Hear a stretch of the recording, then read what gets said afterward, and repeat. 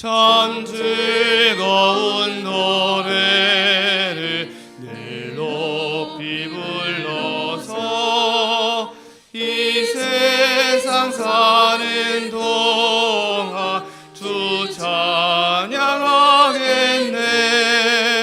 복 주실 산에 올라 멀리 바라보니 나 건너갈 요단과 뚜렷이 보이네. 참 아름다운 노래 늘 높이 부르세. 하늘의 기망 주신 주 찬양하여라. 참 아름다운 노래 다 함께 부르세. 하늘의 기쁨 주신 주 찬양하여라. 참 즐거운 노래를 늘 높이 불러서 내 영혼 구원하신 주 찬양하겠네. 땅 위의 성도들이 부르는 노래에 저 하늘의 천사들 다 화답하겠네.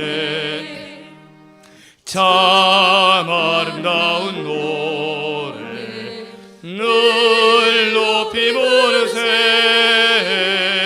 하늘의 소망 주신 주 찬양하여라. 참 아름다운 노래 다 함께 부르세. 하늘의 기쁨 주신 주 찬양하여라. 참 즐거운 노래를 늘 높이 불러서 만왕의 왕 되신 주 나 찬양하겠네. 거룩한 하늘 노래 들려올 그때에 참 그립던 주님을 반가이 대하리. 참 아름다운 노래 늘 함께 부르세. 하늘의 소망 주신 주 찬양하여라. 참 아름다운 노래 다 함께 부르세. 하늘의 기쁨 주신 주 찬양. 1절 참 즐거운 노래를 늘 높이 불러서 이 세상 사는 동안 주 찬양하겠네. 복 주실 산에 올라 멀리 바라보니 나 건너갈 요단과 뚜렷이 보이네. 참 아름다운 노래 늘 함께 부르세. 하늘의 소망 주신 주 찬양하여라. 참 아름다운 노래 다 함께 부르세.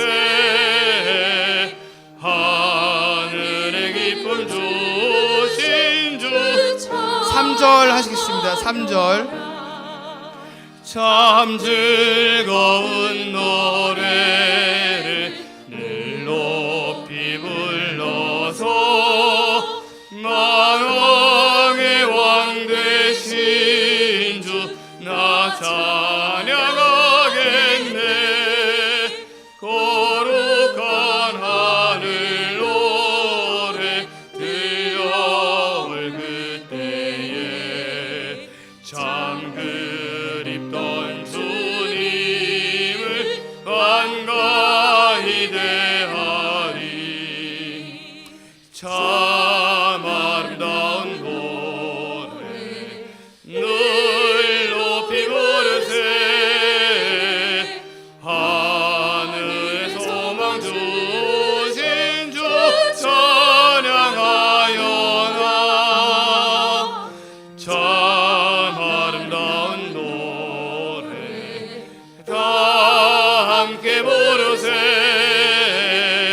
하늘의 기쁨 주신 주 찬양하여라.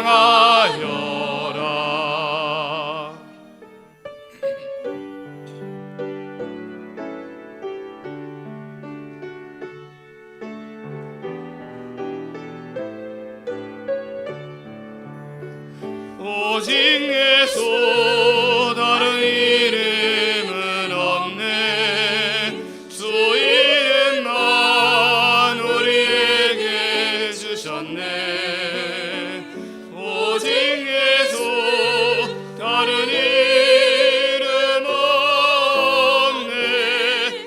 오 영광과 존귀 권세와 찬양 받으실 분 오직 주 예수.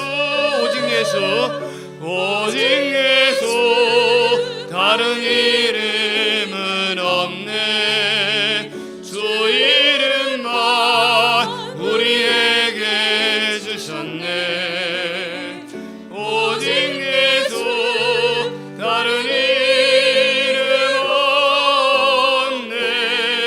오 영광과 존귀 권세와 찬양 받으실 분 오직 주 예수.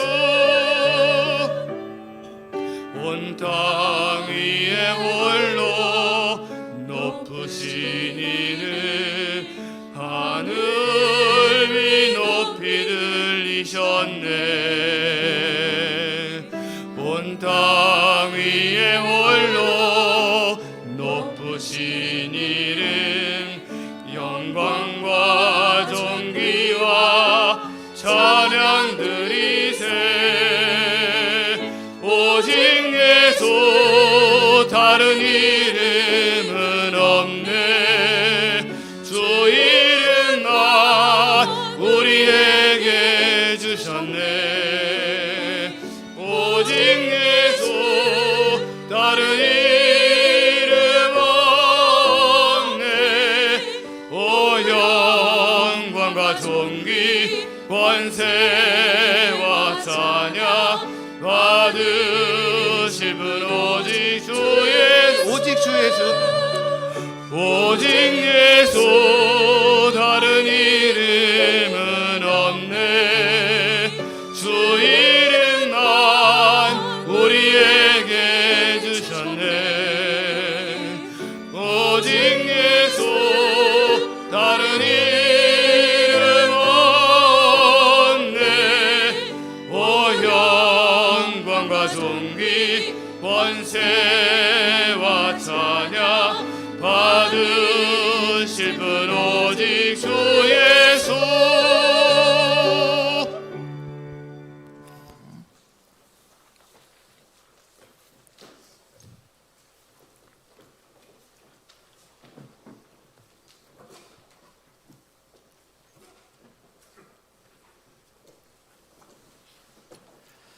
묵상기도 하심으로 4월 16일 주일 예배를 하나님께 올려드리겠습니다. 찬양하라 찬양하라 복 주시는 여호와 존귀하신 삼위의 주께 찬양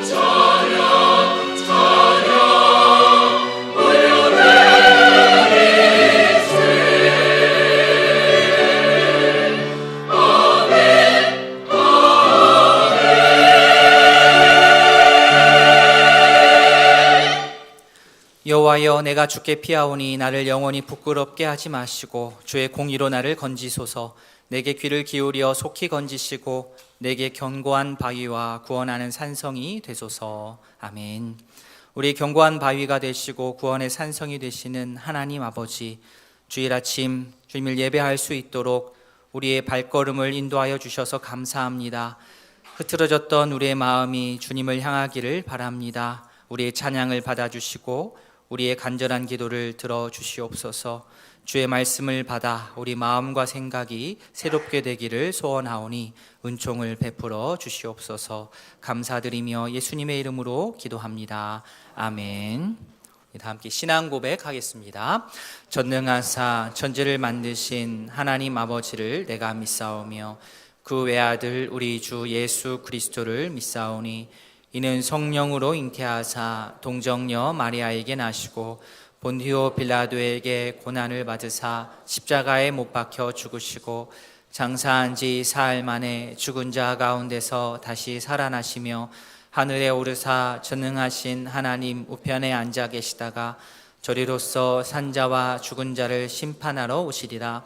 성령을 믿사오며 거룩한 공회와 성도가 서로 교통하는 것과 죄를 사하여 주시는 것과 몸이 다시 사는 것과 영원히 사는 것을 믿사옵나이다. 아멘. 찬송 70장입니다.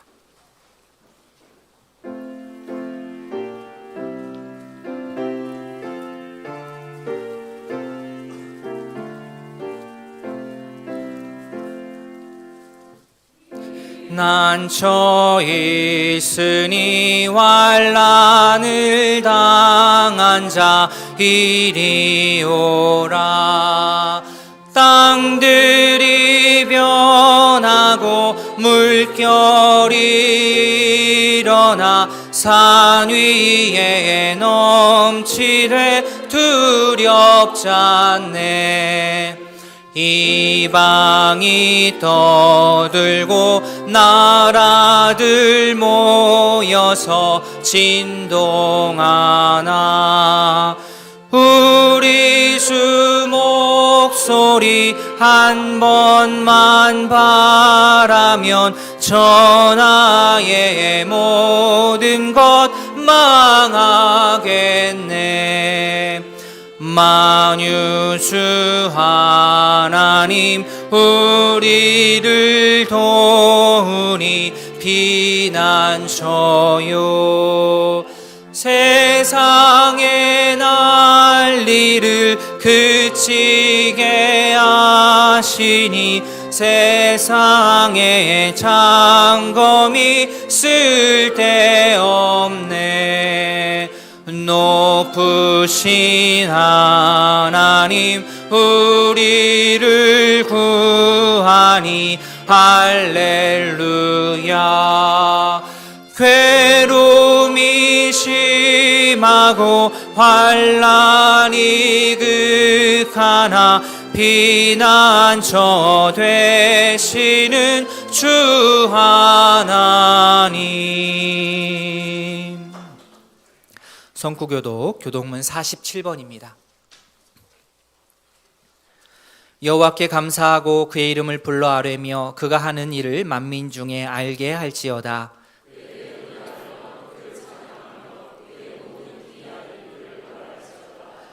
그의 거룩한 이름을 자랑하라. 여호와를 구하는 자들은 마음이 즐거울지로다.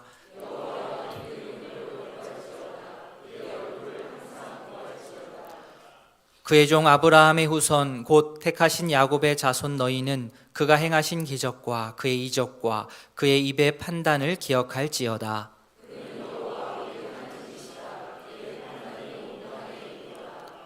그는 그의 언약 곧 천대에 걸쳐 명령하신 말씀을 영원히 기억하셨으니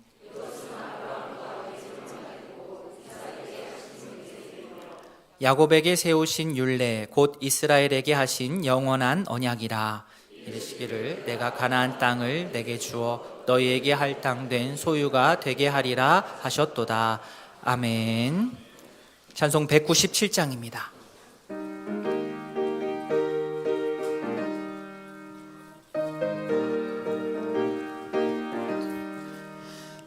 은혜가 풍성한 하나님은 믿는 자 한 사람 한 사람 어제도 오늘도 언제든지 편찮고 보호해 주시네.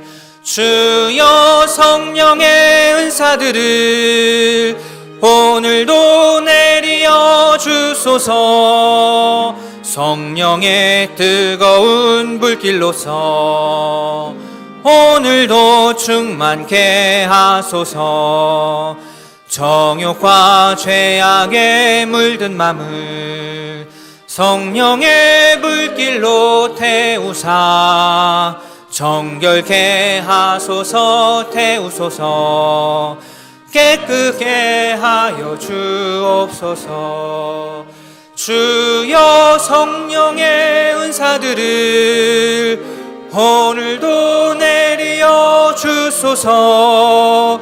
성령의 뜨거운 불길로서 오늘도 충만케 하소서. 희생의 제물로 돌아가신 어린 양 우리 주 예수여, 구속의 은혜를 내리시사 오늘도 구원해 주여. 성령의 은사들을 오늘도 내리어 주소서. 성령의 뜨거운 불길로서 오늘도 충만케 하소서. 주님의 깊으신 은혜만을 세상에 널리 전하리니 하늘의 능력과 권세로서 오늘도 입혀 주옵소서. 주여 성령의 은사들을 오늘도 내리어 주소서. 성령의 뜨거운 불길로서 오늘도 충만케 하소서. 아멘. 허필용 장로님 기도하겠습니다.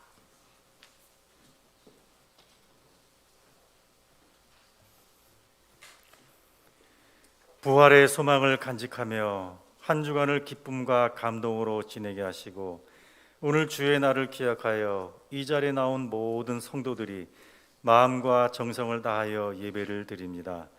거친 세파에 시달려 정작 중요한 것을 잊어버리거나 삶의 틈새에서 허덕이며 바쁘게 살아온 날들 가운데 주신 부활절은 마음속에 눌려져 있던 산 소망을 다시 일깨우게 하시고 삶에 지친 영혼과 육체에 새로운 힘과 위로를 부어주셔서 감사를 드립니다. 부활이요 생명이 되신 예수를 살아있는 동안 온전하게 믿어서 영원한 생명을 얻게 하시고 험한 세상에서 담대하게 살아가도록 지켜주시옵소서.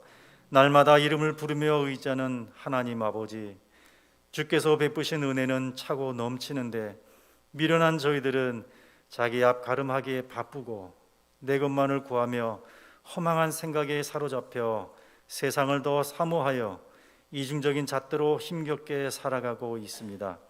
어리석고 헛된 시간과 모이기를 주저하는 습관이 있다면 벗어나게 하시옵소서. 봉사와 섬김을 귀하게 여기고 감사하게 하시며 주께서 베푸신 은혜로도 넉넉한 삶을 누리며 살아가도록 도와주시옵소서. 믿음의 전신 갑주를 입고 나가는 생활의 현장에서 의도치 않게 저지른 죄가 있다면 용서하여 주시고 죄의 모양이 작다고 방치하여 스스로 감당하지 못할 시험에 빠지지 않도록 연약한 저희의 마음을 성령께서 주장하여 주시옵소서. 하나님의 진리와 공의가 무시당하고 변질되어가는 현실이 슬퍼서 우리의 영혼이 절규하고 있습니다. 모든 것이 나의 부족으로부터 연유되었음을 인정하며 죄로 물들은 세상을 아파하게 하시고 그 속에서 살아가야 할 우리의 자녀들에게 아름답고 굳센 신앙의 유산을 물려주는 믿음의 아비가 되도록 인도하여 주시옵소서. 한때는 세상도 교회와 신자를 보면 부끄럽고 미안한 마음으로 존경하던 시절조차 이제는 옛일이 되어버렸습니다. 호기로운 믿음을 가지고 세상을 변화시키겠다는 의지와 주의 말씀대로 살아가겠노라 다짐했던 우리의 고백은 교회를 벗어나면 세상의 일부가 되어버리는 두려운 현실입니다. 주의 도우심으로 유혹과 시험을 이기고 살아갈 수 있는 믿음과 지혜와 용기를 주시옵소서. 화사한 꽃들이 다투어 피는 4월에 전국이 봄 가뭄으로 타들어가고 여기저기서 산불이 일어나는 중에 늦었지만 적당한 봄비를 내려주셔서 감사합니다. 대지와 생명들이 비를 고대하듯이 우리의 영혼도 성령의 단비에 흠뻑 적셔지는 은혜를 갈구합니다. 생각에 한계가 있고 믿음의 지속성도 떨어지고 귀한 것도 금방 잊어버리는 저희들에게 성령이 내주하여 역사하기를 날마다 사모합니다. 이제 성령의 도우심으로 오이동교에서 드리는 예배와 기도의 불이 타오르게 하시고 제자 훈련과 각종 모임이 활성화되어 교회가 잔치집처럼 변해가도록 주의 장막을 덮어 주시옵소서. 새로운 성도들이 귀한 자리를 채우게 하시고 이런저런 이유로 인해 교회에 출석이 어려웠던 교우들도 건강한 모습으로 우리의 곁에 돌아오게 하시옵소서. 청년부 선부 예배를 시작한 지 한 달이 되었습니다. 반갑고 그리운 얼굴들과 새로운 벗들이 준비된 자리를 채우게 하시고 맑은 영으로 예배하며 일어나 빛을 발하는 새벽 이슬 같은 청년부가 되도록 주목하여 주시옵소서. 격리가 해제되면서 예전에 늘 하던 일들을 통해 우리 안에 잠재된 선한 믿음의 발걸음이 분주하도록 고양시켜 주시옵소서. 교회 안에 지인지 주간보호센터와 사랑부가 있습니다.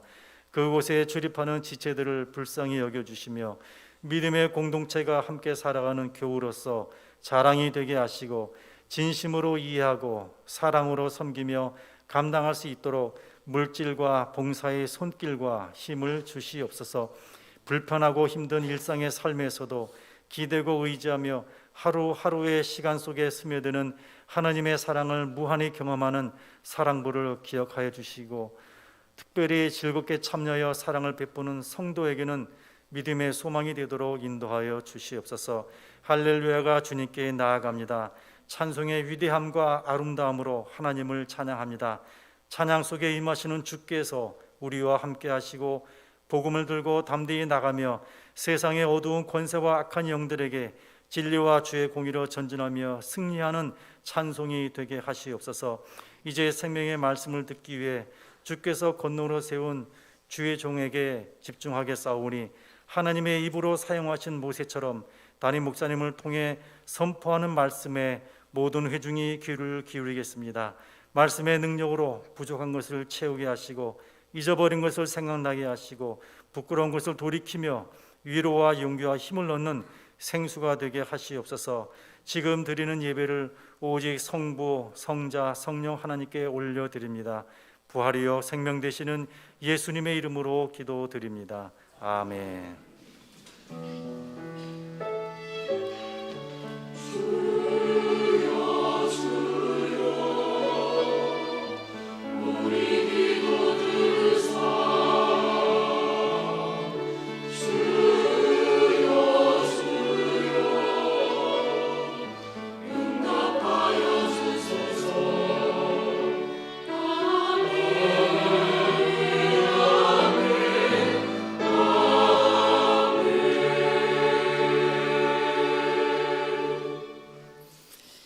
교회 소식 말씀드리겠습니다. 주보를 참조해 주십시오.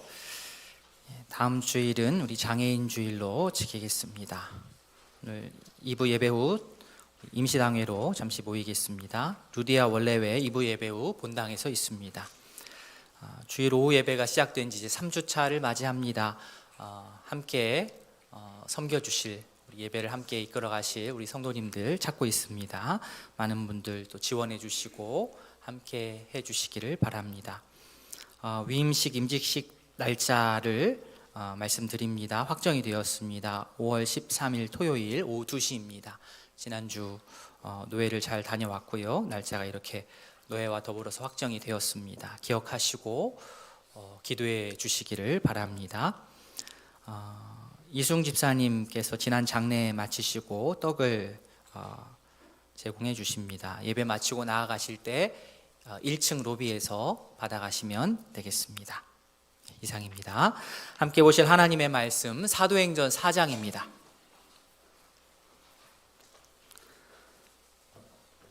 사도행전 4장 5절부터 12절까지 신약성경 192면입니다. 사도행전 4장 5절부터 12절까지 한 절씩 교독하겠습니다. 이튿날 관리들과 장로들과 서기관들이 예루살렘에 모였는데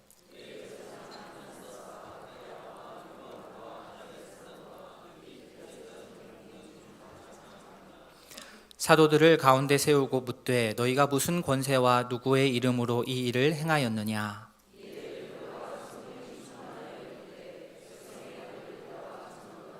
만일 병자에게 행한 착한 일에 대하여 이 사람이 어떻게 구원을 받았느냐고 오늘 우리에게 질문한다면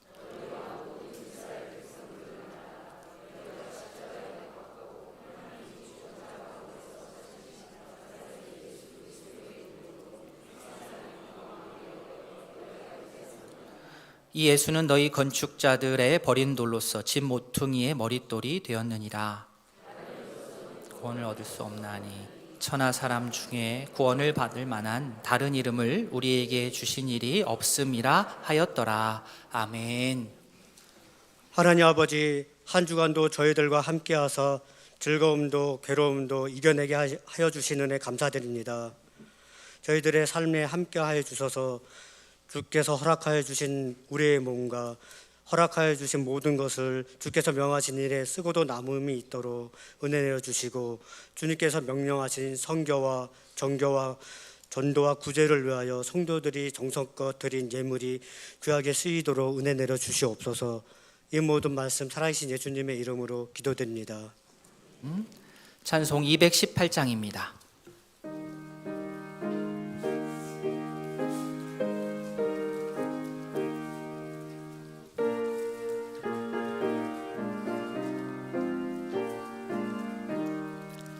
내 맘과 정성을 다하여서 주 너의 하나님을 사랑하라.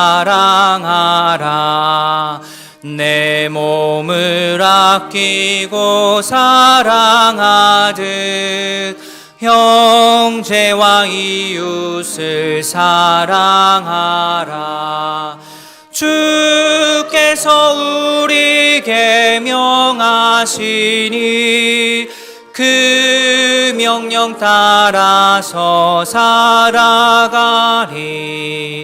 널 미워 해치는 원수라도 언제나 너그럽게 사랑하라.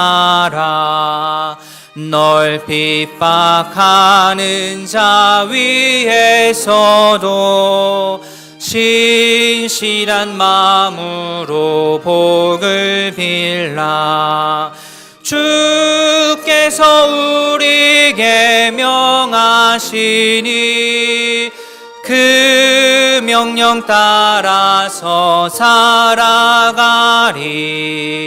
나 항상 주님을 멀리하고 형제를 사랑하지 못하였다. 이러한 죄인을 사랑하사 주께서 몸버려 죽으셨다. 속죄의 큰 사랑 받은 이 몸 내 생명 다 바쳐 충성하리. 아멘.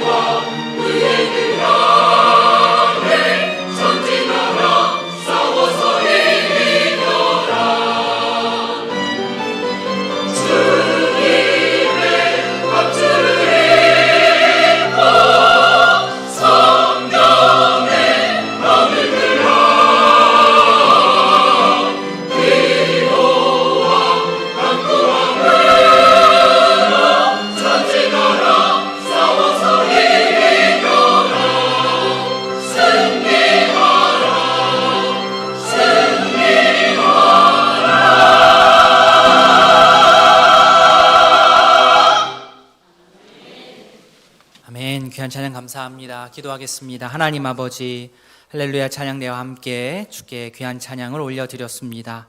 주님의 갑주를 입고 성령의 검을 들고 진리와 의를 향하여서 전진해 나아가는 우리 모든 성도가 되기를 소원합니다.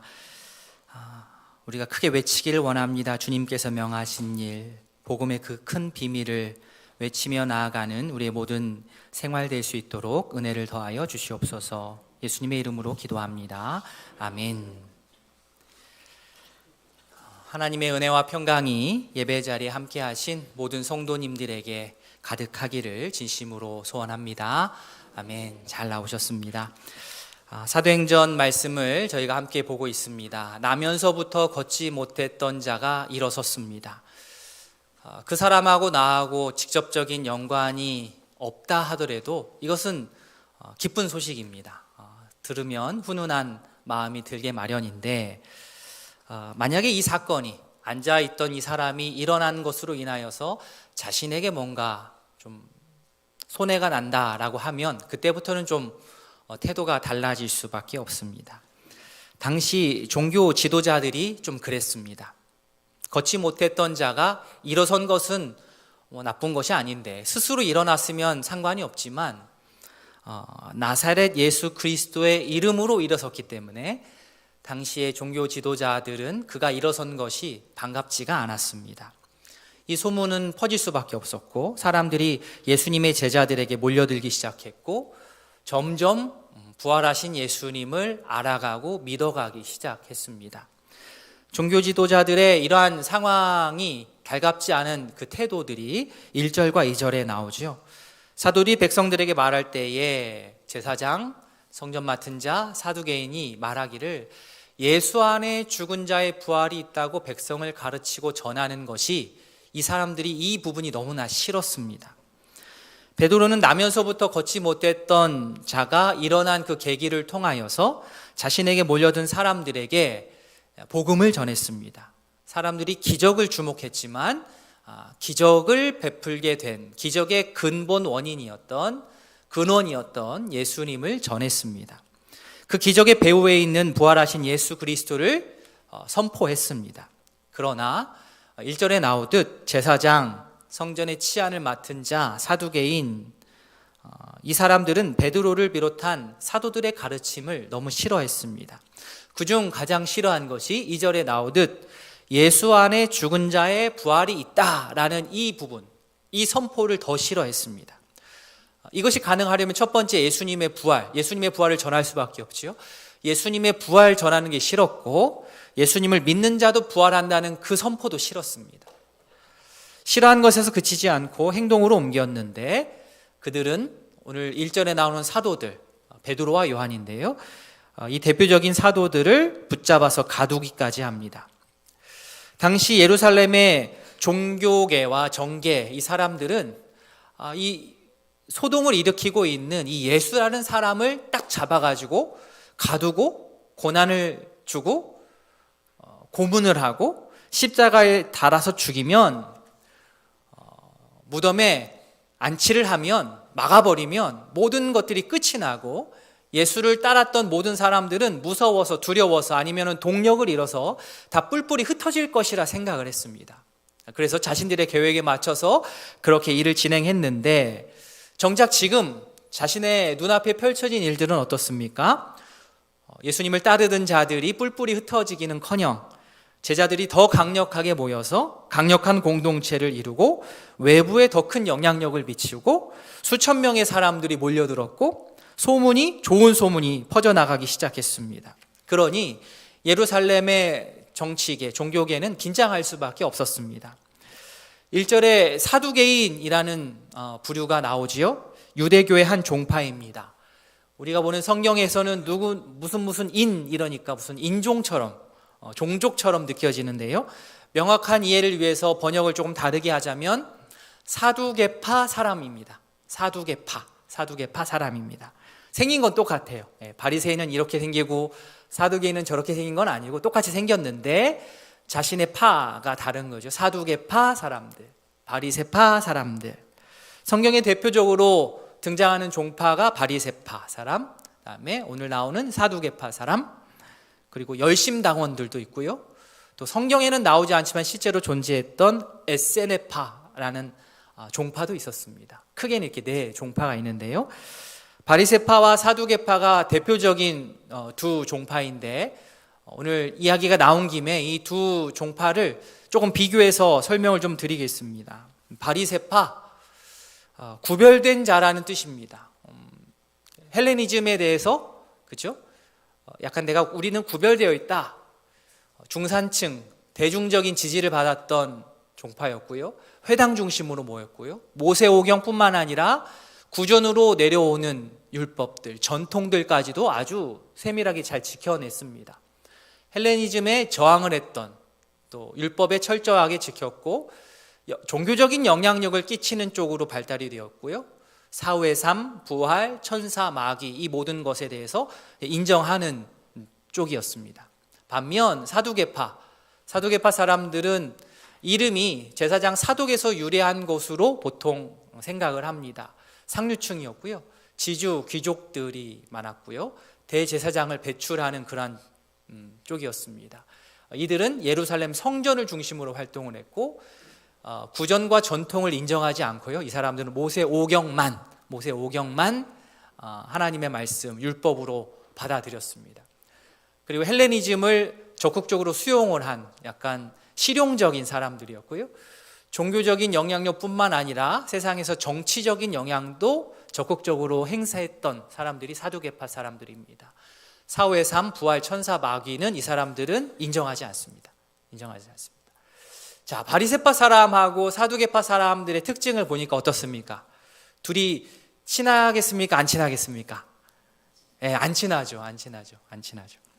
이 바리새파 사람들은 민족주의적 또 보수주의적인 측면이 있다고 한다면, 사두개파 사람들은 실용주의적인, 요즘으로 하자면 약간 진보주의적인 면이 있다고 할 수 있겠습니다.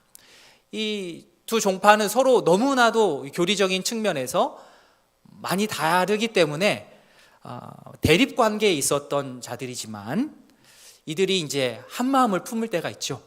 언제입니까? 예수님을 핍박하고 예수님을 따르는 사람들을 핍박하고 대적하는 일에 있어서는 이 두 부류가 손을 맞잡습니다. 그렇죠? 외계인이 쳐들어오면, 그렇죠? 한국이 어떤 나라하고 손을 잡는다고 하는 말이 있지 않습니까? 그런 것처럼 이 사람들은 예수님을 핍박하고 예수님을 따르는 자들에 대적할 때는 또 자신들은 또 손을 맞잡는 자들이었습니다. 1절에 나온 이 사두개파 사람들은 바리새파 사람들과 비교되게 달리 부활이나 영생에 대해서 인정을 하지 않았습니다. 인정을 하지 않는 사람들이었기 때문에 특별히 더더욱, 다른 것도 물론이지만 특별히 이 부분에 있어서 부활에 대해서, 예수님의 부활, 예수님을 믿는 자들에 대한 부활에 대해서 더 민감하게 반응을 했던 것으로 보입니다. 결국 그들은 사도들, 즉 베드로와 요한을 잡아 넣었습니다. 당시 정치 종교 지도자들의 이러한 행동은 복음 전파가 왔을 때, 복음이 전파되었을 때에 대한 반응, 역반응이라고 할 수 있겠습니다. 이런 반응, 복음이 딱 전해졌을 때의 반응을 내보이는 것은, 부정적인 반응을 보이는 것은 여기가 처음이 아닙니다. 예수님께서 이 땅에 오셨을 때 세상이 그랬지요. 하나님 나라를 선포하셨을 때 반응도 마찬가지입니다. 요한복음 1장 5절, 빛이 어둠에 빛이 돼 어둠이 깨닫지 못하더라. 11절, 자기 땅에 오매 자기 백성이 영접하지 아니하였다. 빛이 비추었는데 어두움이 깨닫지를 못합니다. 사람들은 그리스도께서 자기 눈앞에 나타나셨지만 영접하지 않고 버텼습니다. 복음 전파에 대한 역반응인 거죠. 반응입니다. 베드로와 요한이 전하는 소식에도 마찬가지였습니다. 이렇듯 복음이 전파되는 곳에는 물론 수용하는 부분도 물론 있지만 이렇게 저항하는 반응이 생기게 마련입니다. 예수님이 겪었던 저항, 베드로와 요한이 겪었던 저항을 2023년을 살아가는 저희들도 겪습니다. 얌전한 말로 저항인 것이고, 조금 강하게 말하자면 핍박이라고도 말할 수 있겠습니다. 사실 물 흘러가듯 조용하게 세상의 흐름에 고요하게 몸을 맡기고 흐르듯 살아가면 핍박은 그렇게 크게 없습니다. 그러나 우리가 읽고 따르는 이 말씀을 근거로 하여서 예수님의 십자가 복음을 중심으로 내가 생각하기 시작하고 세상을 바라보는데 십자가의 그 기준으로 바라보기 시작하고 십자가를 마음에 품고 말하고 행동하기 시작하면 어쩔 수 없이 내가 무슨 큰 잘못을 하지 않았음에도 불구하고 세상으로부터 갈등이 일어나고 저항감을 느끼게 됩니다. 혹 예수님을 믿고 따르고 또 전하는 일로 우리 어려움을 겪고 계신 우리 성도님들 계십니까? 만약 그렇다고 한다면 역설적으로 보았을 때 지금 성도로서 제대로 잘 지내고 있는 것입니다. 용기 내어서 그 길을 계속 걸어가실 수 있기를 바랍니다.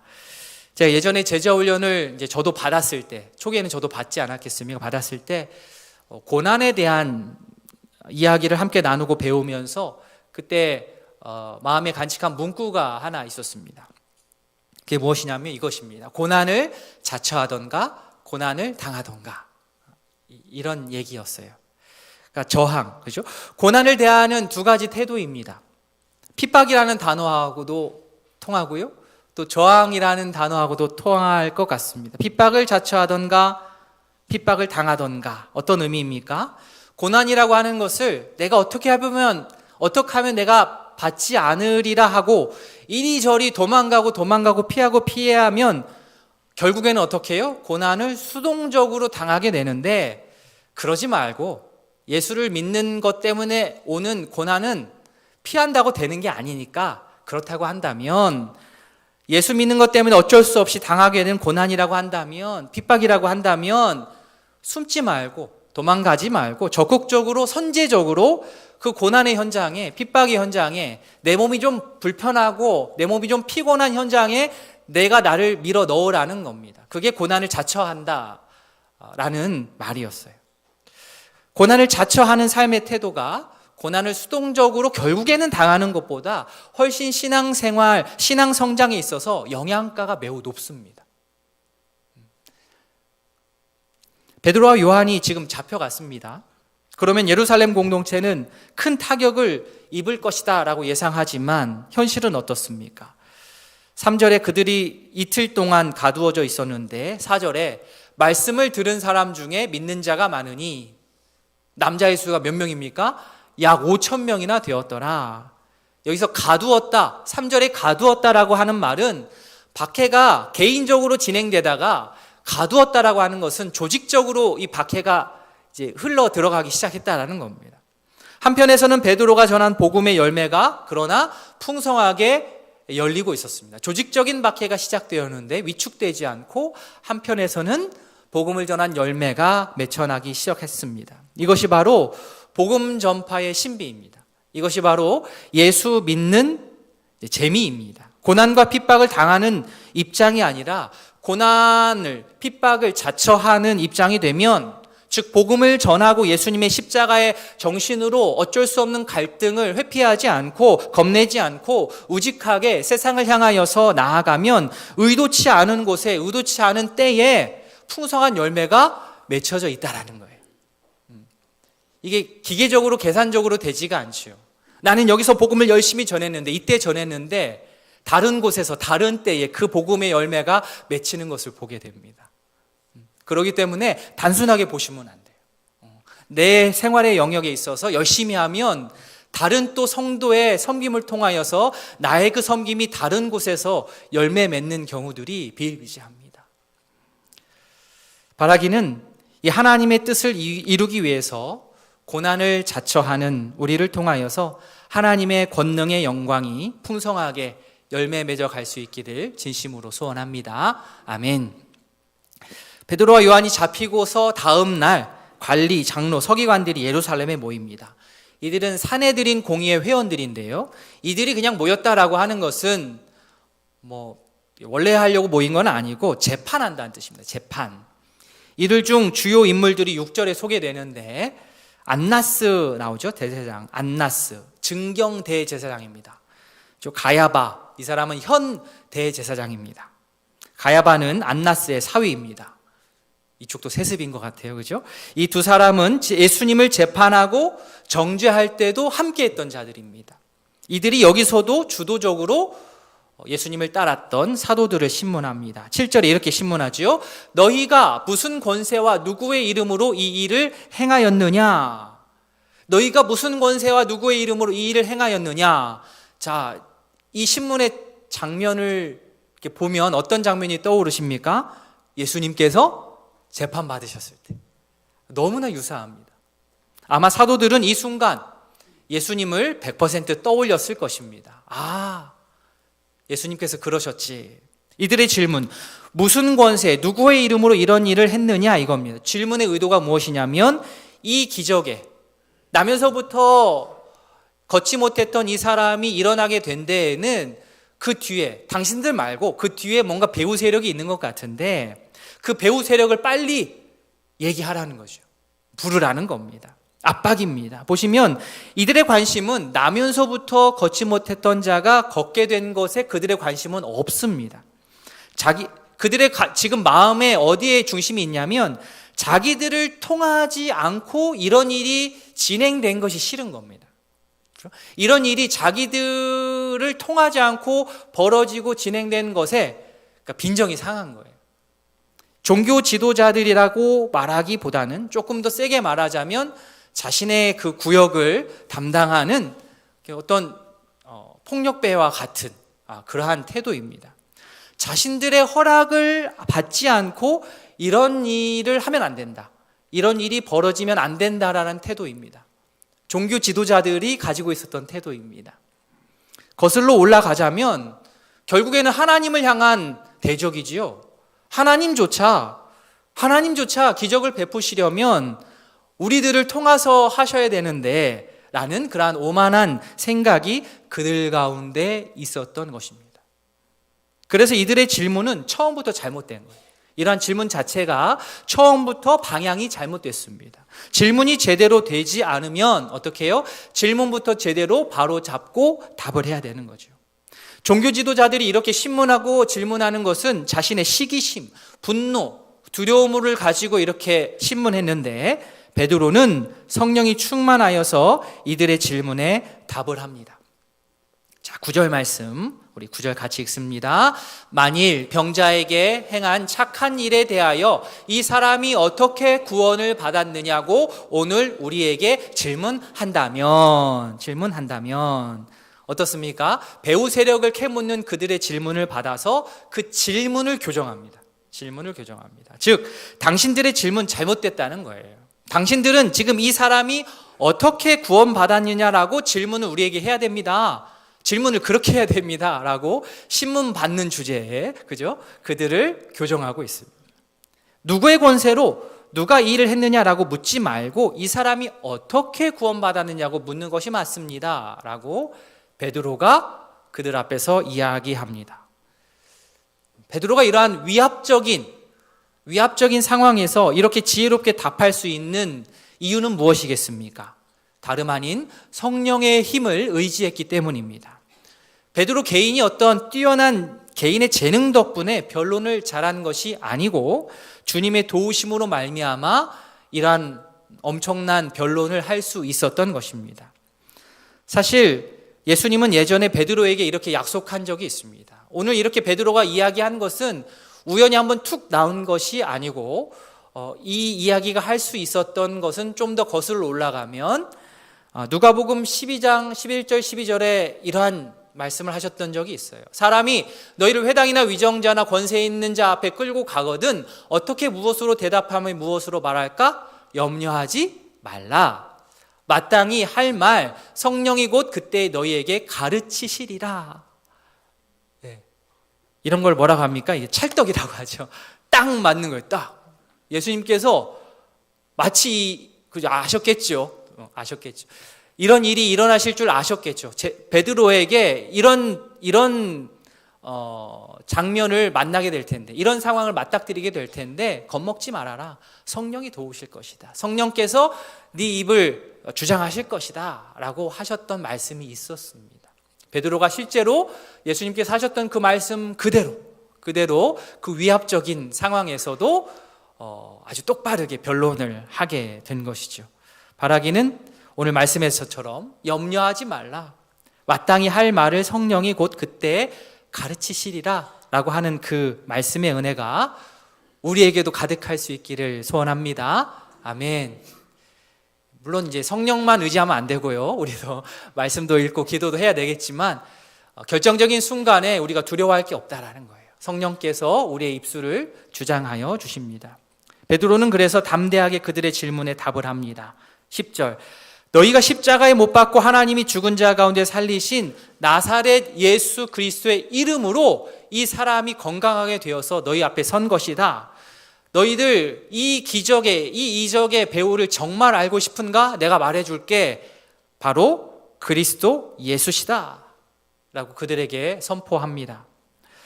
처음에는 산헤드린 공회원들이 베드로와 요한을 잡아놓고 일방적으로 공격을 퍼붓는 형국이었다고 한다면, 그래서 베드로와 요한은 수비하는 위치였다고 한다면, 이제는 공수가 교대가 됩니다. 그들의 공격은 이제 끝이 났고 이제 베드로와 요한이 공격합니다. 11절, 이 예수는 너희 건축자들의 버린 돌로서 집 모퉁이의 머릿돌이 되었느니라. 그들의 신문을 받아서 이제 베드로가 그들을 향하여서 공격합니다. 자, 11절의 이 말씀은 어디의 인용입니까? 시편 118편 22절의 인용입니다. 건축자가 버린 돌이 집 모퉁이의 머릿돌이 되었나니, 즉 당시에 모여 있었던 산헤드린 공의원 사람들은 이 말씀을 너무나도 잘 알고 있었을 것입니다. 그들이 잘 알고 있는 말씀을 근거 삼아서 그들이 오해했던 예수님을 제대로 전하는 것이지요. 자, 그러면 여기서 나오는 건축자들은 누구를 뜻하겠습니까? 산헤드린 공의회 회원들입니다. 그러면 버린 돌은 누구를 뜻하겠습니까? 예수님이죠. 예수님. 얼마나 이게 마음의 찔림이 컸겠습니까? 버린 돌이 집 모퉁이의 머릿돌이 되었다라고 하는 것은 이전의 성전 시대가 이제 막을 내리고 새로운 시대, 예수님으로 인하여서, 예수님의 부활로 인하여서 새로운 성전 시대가 막을 열었다는 겁니다. 너희가 못 박아 죽인 예수 그리스도께서 죽음을 이기시고 부활하셔서 하나님 나라의 기초가 딱 되셨다. 이 말을 그들이 그렇게 암송하고 있는 그 말씀을 가지고 그들에게 전한 겁니다.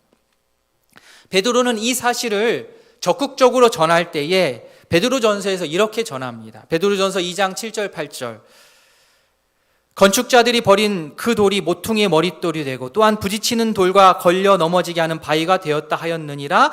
그들이 말씀을 순종하지 아니함으로 넘어지나니. 이 부분이 덧붙여지는 거예요. 여기에는 경고가 더 강력하게 덧붙여집니다. 당시 종교 지도자들이 끝까지 고집부리면서 자신들의 눈앞에 있는 예수님을 메시아로 받아들이지 않고 계속해서 버티면 하나님께서 내리실 그러한 두려운 심판이 있다, 너희들에게 심판이 있다라고 강력하게 베드로가 경고를 하는 것이죠. 자, 베드로는 분명 재판정에서 신문을 받는 위치였는데 지금 입장이 바뀌어서 그곳은 베드로의 설교 강단이 되어버렸습니다. 베드로의 결정적인 한 방이 나가죠. 우리 12절 말씀 같이 읽습니다. 다른 이로서는 구원을 받을 수 없나니 천하 사람 중에 구원을 받을 만한 다른 이름을 우리에게 주신 일이 없음이라 하였더라. 아멘. 상황이 완전히 역전되었습니다. 예수님을 고문하고 십자가에 달려서 죽게 만들고 장사 지내고 하면 모든 것이 끝날 줄 알았는데 일이 더 커져버렸어요. 숨기고 싶었던, 묻어버리고 싶었던 예수님을 따르는 자들이 더 활발하게 들고 일어났습니다. 더 예수님께서 십자가에 달리시기 이전보다 오히려 더 하나님 나라의 복음의 소식이 더 빠르게, 더 강력하게, 더 넓이가, 범위가 더 강하게 퍼져나가기 시작했습니다. 부활주일 지난주에 말씀 나눈 것처럼 부활하신 주님께서 하늘과 땅의 모든 권세로 제자들이 나아가서 모든 족속을 제자로 삼는 데에 자신의 모든 힘을 다해 주신다고 하셨으니 이 힘을 이 세상 누가 막을 수 있겠습니까? 구원이라고 하는 것은 절대 추상적이지 않습니다. 사람이 죽고 살고가 달린 문제입니다. 그런데 그 구원에 있어서의 핵심, 아니 유일한 길은 다름 아닌 예수 그리스도입니다. 혹 이 문장이 너무 배타적인 것 같고 너무 단순하여서 거부함이 생기는 분이 혹시 계십니까? 그러나 이것은 저만의 논리가 아니고 성경 말씀입니다. 아무리 시대가 바뀌어도 예수님을 빼고 구원을 논할 수가 없고요. 아무리 시대가 많이 변한다 할지라도 예수님을 빼고 하나님 나라를 말할 수는 없는 겁니다. 물론 사회에서 예수님을 아직 모르는 자들하고 우리가 함께 더불어서 살아갑니다. 어떻게 살아야 되겠습니까? 싸워야 됩니까? 잘 지내야 됩니까? 잘 지내야죠. 싸우시면 안 됩니다. 예수님 안 믿는다고 막 싸우면 안 되고요. 절대 고압적으로 전도를 해서는 안 됩니다. 젊은이들이 이제 말을 이제 막 줄여서 쓰지요. 우리 젊은이들이 줄여 쓰는 단어 중에 하나가 이 케바케라는 단어가 있어요. 케이스 바이 케이스. 상황에 따라 다 다른 거죠. 복음을 전하고 또 받는 것에 있어서 이 상황에 따라 다 다릅니다. 단순하지 않아요. 그 시기와 방식, 이 모든 게 다릅니다.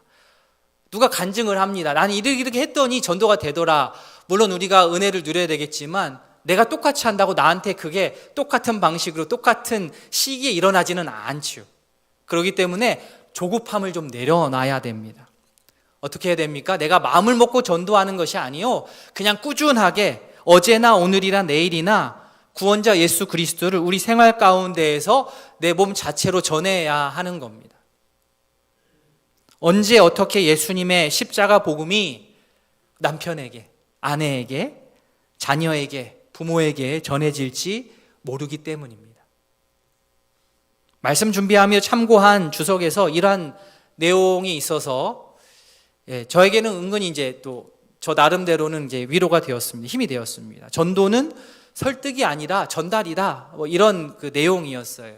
우리가 전도라고 생각하면 가서 설명을 많이 하고 어떤 논증을 많이 해야 된다고 생각하지만 그게 아니라는 거예요. 전도는 내가 어떻게 설득을 해야 돼, 이게 아니라 있는 그대로, 이미 일어난 그 사건 그대로를 전해주는 게 이제 전도입니다. 물론 어느 정도는 그 후에 변증도 따라와야 되겠지만 전도는 결국 예수님의 십자가 구원의 소식을 전달해주는 그런 작업입니다. 그 작업이 좀 수월해지기를 바라면서 우리가 어떻게 합니까? 전달을 잘 하기 위해서 준비도 하지만 전달이 잘 되기 위하여서 우리가 우리의 언어와 행실을 살피는 거고요. 그것을 복음의 소식을 전달하는 내가 윤리적으로 넘어지는 일이 발생하지 않도록 조금 더 신경을 쓰는 겁니다. 왜요? 복음의 소식은 너무나도 확실한데 이 복음의 소식을 내가 가지고 있고 전달하는 내가 세상 사람들이 봤을 때 윤리적으로 너무 많이 넘어지고 비틀거리면 이게 제대로 전달되지 않기 때문에 조금 더 내가 바로 서려고 나의 말과 행동과 나의 윤리적인 모든 이런 도덕적인 모든 것들을 돌아보는 겁니다. 즉 설득을 하긴 해야 되지요. 그러나 입으로 설득을 하는 게 아니라 우리의 몸을 통하여, 우리의 행실을 통하여 설득을 해 나아가는 겁니다. 우리의 착한 행실로만은 물론 전도할 수 없지만 이러한 선행과 또 윤리적인 삶, 규모 있는 삶의 모습은 정말 전도에 있어서 훌륭한 밑작업이 되어줍니다. 그 배경에서 12절 말씀이 선포될 때에 복음이 힘있게 전달이 되는 겁니다. 베드로의 논리도 논리지만 그리고 더 확실하게 종교 지도자들의 입을 닫게 만든 것은 다름 아닌 병 나은 사람이 벌떡 일어나서 그들 곁에 서 있었기 때문입니다. 14절, 또 병 나은 사람이 그들과 함께 서 있는 것을 보고 어떻게 해요? 비난할 말이 없는지라. 아무리 마음에 안 들어도 나면서부터 걷지 못했던 자가 일어서서 그들 곁에 있는데 이 부분에 대해서 어떻게 반박할 수 있겠습니까? 증거는 힘이 있습니다. 위대합니다. 예수님의 십자가 부활을 반박하려 해도, 아무리 무시하려 해도 걷지 못했던 자가 예수님의 권능으로 인하여서 걷고 뛰고 사도들 곁에 멀쩡하게 딱 서 있으니 다른 말을 덧붙일 것이 없는 겁니다. 전도는 예수 그리스도가 우리의 유일한 구원자이심을 전하는 것인데 그 증거로 내세울 수 있는 것이 오늘 본문에 따르면 예수님을 알지 못했던 그 자가 예수님의 이름으로 일으켜 세움을 받은 그 모습, 일어서서 걷게 된 그 모습이 증거가 되는 것입니다.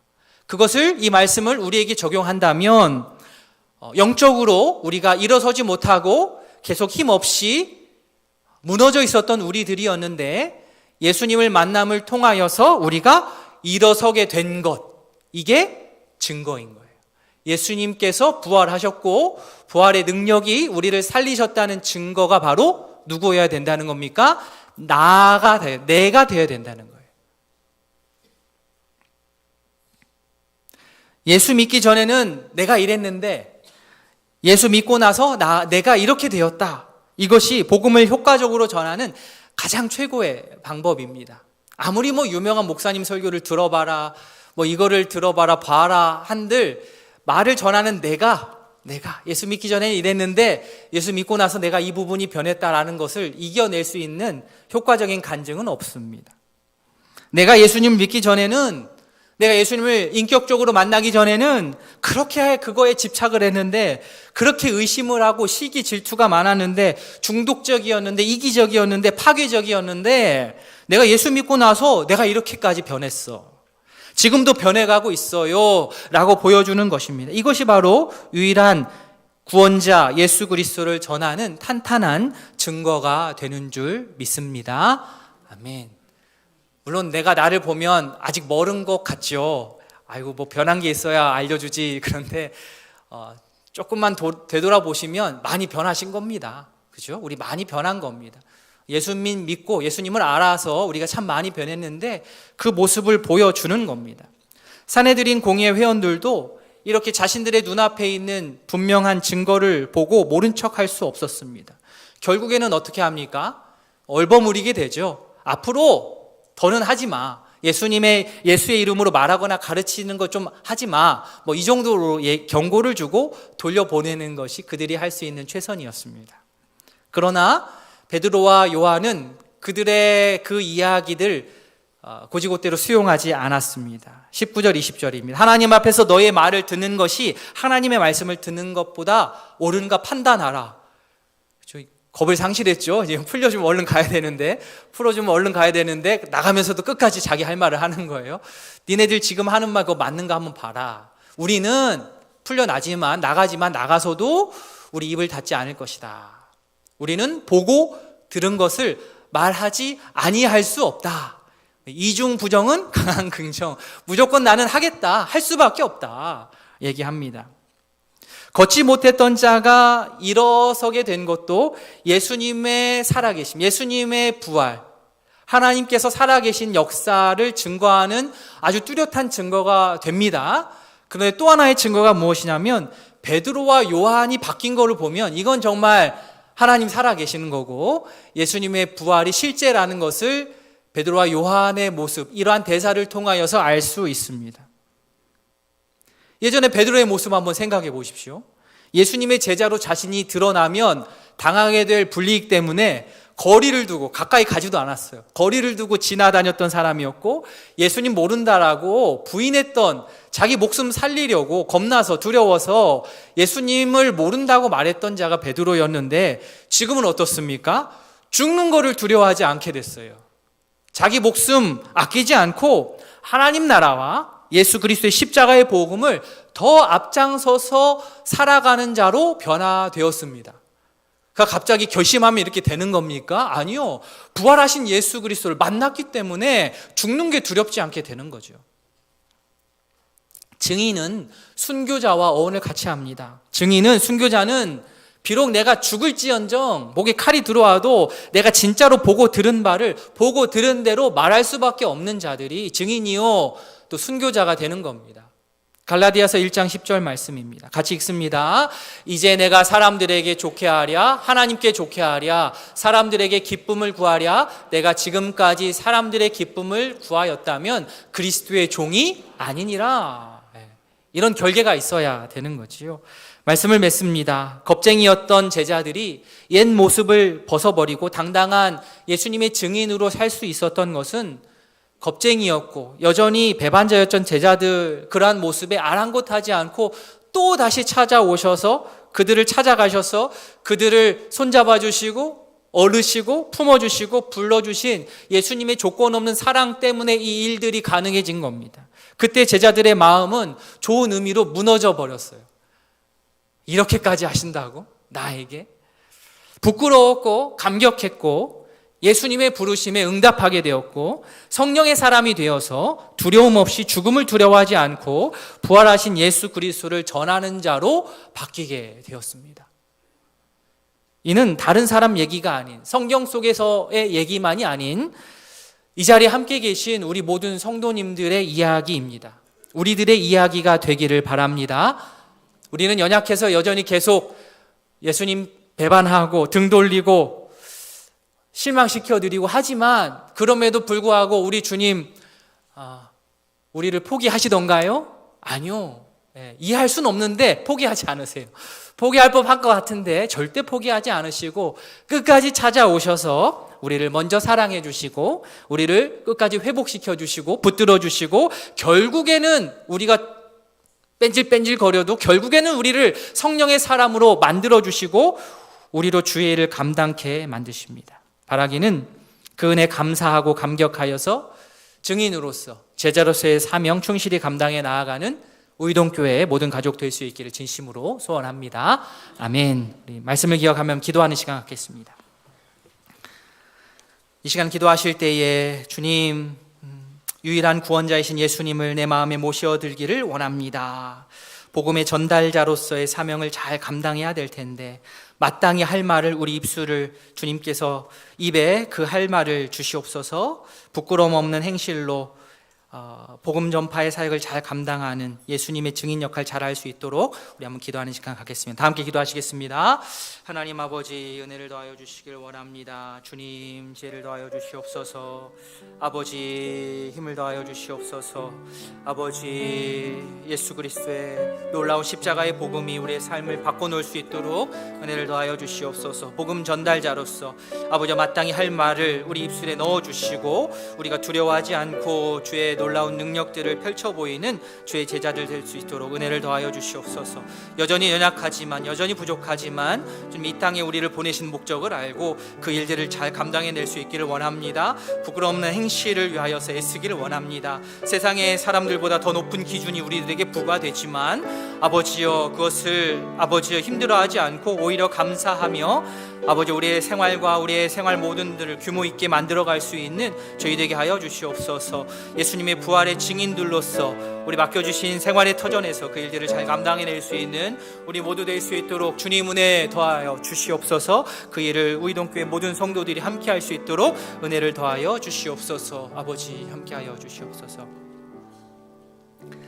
사랑의 하나님 아버지 감사합니다. 우리를 불러주시고 예수님을 믿게 하시고 예수님의 십자가의 은혜로 이렇게 살게 하시니 너무나도 감사합니다.